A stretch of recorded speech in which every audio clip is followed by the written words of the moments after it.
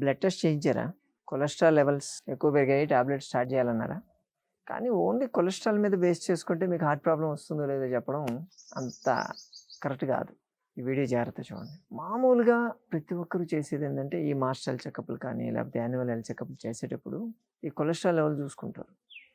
దాంట్లో total cholesterol, LDL, HDL, VLDL ఏదో చూసుకొని ఆ లెవెల్స్ కొంచెం పెరగగానే మనకు హార్ట్ ప్రాబ్లమ్స్ వస్తాయి. అంటే హార్ట్ అటాక్ వస్తుంది, లేకపోతే బ్లాకేజెస్ వస్తాయని చెప్పి భయపడుతూ ఉంటారు. దానికి యాంటీ కొలెస్ట్రాల్ డ్రగ్స్ స్టార్ట్ చేసేస్తారు. ఓకే, స్టాటిన్ ట్యాబ్లెట్స్ యూజువల్గా పెట్టేస్తూ ఉంటారు. ఇప్పుడు లేటెస్ట్ వచ్చినాయి ఆ కొలెస్ట్రాల్ ట్యాబ్లెట్స్తో పాటు ఈ బీపీ ట్యాబ్లెట్స్ కూడా మిక్స్ చేసి ఇస్తున్నారు. దాంతోపాటు హార్ట్ మెడిసిన్స్ కూడా కంబైన్ చేసి ఇస్తున్నారు. కానీ ఓన్లీ ఈ కొలెస్ట్రాల్ లెవెల్స్ని బేస్ చేసుకుని ఇవ్వడం అనేది తప్పని చెప్పి ఒక రీసెంట్ రీసెర్చ్ పేపర్, అంటే అమెరికన్ హార్ట్ అసోసియేషన్ వాళ్ళు ఒక కొత్త డేటా రిలీజ్ చేశారు. దీనికి బ్లడ్ టెస్ట్లో మనకు కావాల్సింది సిఆర్పి లెవెల్స్ కూడా కావాలి. సి రియాక్టివ్ ప్రోటీన్ అంటారు. దాని లెవెల్స్ కూడా కంపేర్ చేయాలి ఖచ్చితంగా. ఓన్లీ కొలెస్ట్రాల్ పెరిగింది అంటే కొలెస్ట్రాల్ బాగా ఎక్కువ ఉన్న వాళ్ళకి కొన్ని కేసులు తీసుకుంటే హార్ట్ అటాక్ ఏం రాలా. కొలెస్ట్రాల్ కొంచెం మినిమం ఉండి కొంచెం అబవ్ నార్మల్ ఉన్న వాళ్ళకి హార్ట్ అటాక్స్ వచ్చాయి. ఇలా ఎందుకు జరిగాయని చెప్పి ఇంకా మళ్ళీ థరో ఇన్వెస్టిగేషన్ చేస్తూ ఉంటే సో దానికి రిలేషన్ తెలిసింది. సి రియాక్టివ్ ప్రోటీన్ అంటారు.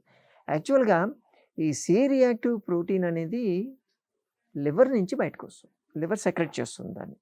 ఎందుకు సెక్రెట్ చేస్తుంది అంటే మన బాడీలో ఇన్ఫ్లమేషన్ పెరిగినప్పుడు. ఇన్ఫ్లమేషన్ అంటే ఏంటంటే ఈ వాపులు లాంటివి, స్వెల్లింగ్ లాంటివి రావడం. మన బ్లడ్ వెజల్స్ లోపల ఇన్ఫ్లమేషన్ అయితే అప్పుడు అక్కడ కొలెస్ట్రాల్ డిపాజిట్ అవుతుంది, కొలెస్ట్రాల్ అతుక్కుంటుంది. దానివల్ల బ్లాకేజ్ వచ్చేటువంటి ఛాన్స్ ఉంటుంది ఇప్పుడున్నటువంటి సైన్స్ ప్రకారం. మనం ఏం చేస్తున్నాం, కొలెస్ట్రాల్ పెరుగుతుంది, అది వెళ్ళి అక్కడ అతుక్కుంటుందా లేదా మనకు తెలియదు. కొలెస్ట్రాల్ పెరగంగానే అతుక్కుంటుందేమో అని చెప్పి వాడుతున్నాం. కొలెస్ట్రాల్ ఎందుకు అతుక్కుంటుంది? ఇన్ఫ్లమేషన్ రావాలి కాబట్టి. ఇన్ఫ్లమేషన్ ఎలా వస్తుంది? మనం చేసేటువంటి లైఫ్ స్టైల్. ఆ ఇన్ఫ్లమేషన్ ఎక్కువైనప్పుడు సిఆర్పి లెవెల్స్ పెరుగుతాయి మన బాడీలో. లివర్ సిఆర్పిని సెక్రెట్ చేస్తుంది. అది 1 మైక్రోగ్రామ్ నుంచి 1 to 3 మిలిగ్రామ్ పర్సెంటేజ్ ఉంటుంది. అది ఎప్పుడైనా సరే మీరు బ్లడ్ టెస్ట్ చేయించినప్పుడు మీకు సిఆర్పి లెవెల్స్ 1 కన్నా తక్కువ ఉందనుకోండి, అంటే మీ బాడీలో ఇన్ఫ్లమేషన్ లేదని అర్థం. ఓకే, సేఫ్, మీ బాడీ సేఫ్ జోన్లో ఉంది అని అర్థం. అప్పుడు కొలెస్ట్రాల్ పెరిగినా మీరు పట్టించుకోవద్దు, ఏమీ కాదు, మీరు అవుట్ ఆఫ్ డేంజర్. అలా కాకుండా మీ సిఆర్పి లెవెల్స్ 3 కన్నా ఎక్కువ ఉందనుకోండి, 3 మిలిగ్రామ్ పర్సెంటేజ్ కన్నా ఎక్కువ ఉన్నాయనుకోండి, అప్పుడు మీ బాడీలో ఇన్ఫ్లమేషన్ పెరుగుతుంది. 3 దాటిన తర్వాత సిఆర్పి లెవెల్స్ ఎంత ఎక్కువైతే అంత ఇన్ఫ్లమేషన్ లెవెల్స్ పెరుగుతాయి. అప్పుడు మీ కొలెస్ట్రాల్ డిపాజిట్ అయ్యేటువంటి ఛాన్సెస్ బాగా ఎక్కువ ఉన్నాయని అర్థం. అంటే మీ కొలెస్ట్రాల్ తక్కువ ఉన్నా, కొంచెం మోడరేట్గా ఉన్నా మీరు డేంజర్లో ఉన్నారని అర్థం. అందుకని ఇండివిజువల్ కొలెస్ట్రాల్ కన్నా కూడా సిఆర్పి లెవెల్స్ని చూడడమే చాలా చాలా ఇంపార్టెంట్. సిఆర్పి లెవెల్స్ ఇన్ఫ్లమేషన్తో పెరుగుతాయి కదా. అసలు ఇన్ఫ్లమేషన్ ఎందుకు వస్తుందంటే మన life style, smoking, alcohol, processed food. First of all refined and processed food. ఇంట్లో చేసినవి కాకుండా బయట తినడం, రిఫైన్డ్ ఆయిల్స్ ఎక్కువ వాడుకోవడం, స్వీట్స్ ఎక్కువ వాడడం, రిఫైన్డ్ స్వీట్స్ అవి కూడా. అలాగే స్టోర్డ్ ఫుడ్ ఎక్కువ తీసుకోవడం.